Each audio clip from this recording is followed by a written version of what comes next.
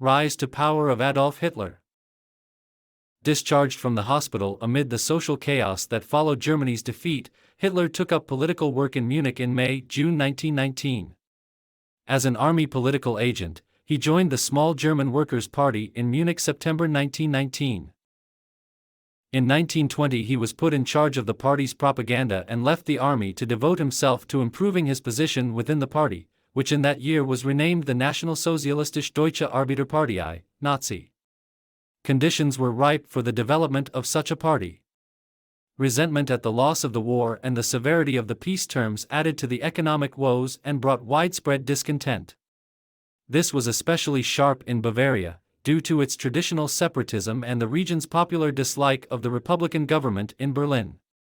In March 1920 a coup d'état by a few army officers attempted in vain to establish a right-wing government. Munich was a gathering place for dissatisfied former servicemen and members of the Freikorps, which had been organized in 1918-19 from units of the German army that were unwilling to return to civilian life, and for political plotters against the Republic. Many of these joined the Nazi Party.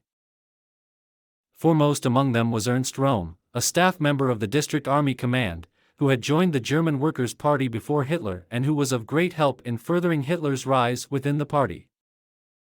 It was he who recruited the strong-arm squads used by Hitler to protect party meetings, to attack socialists and communists, and to exploit violence for the impression of strength it gave. In 1921 these squads were formally organized under Röhm into a private party army, the SA Sturmabteilung.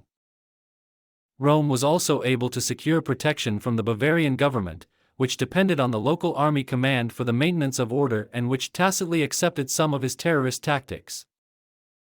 Conditions were favorable for the growth of the small party, and Hitler was sufficiently astute to take full advantage of them.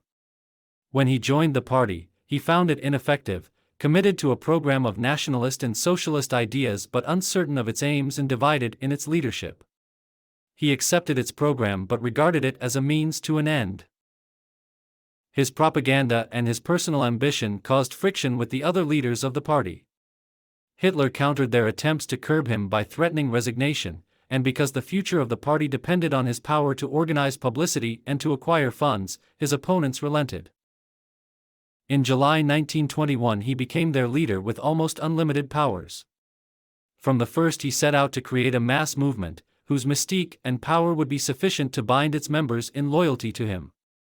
He engaged in unrelenting propaganda through the party newspaper, the Völkischer Beobachter, Popular Observer, acquired in 1920. And through meetings whose audiences soon grew from a handful to thousands.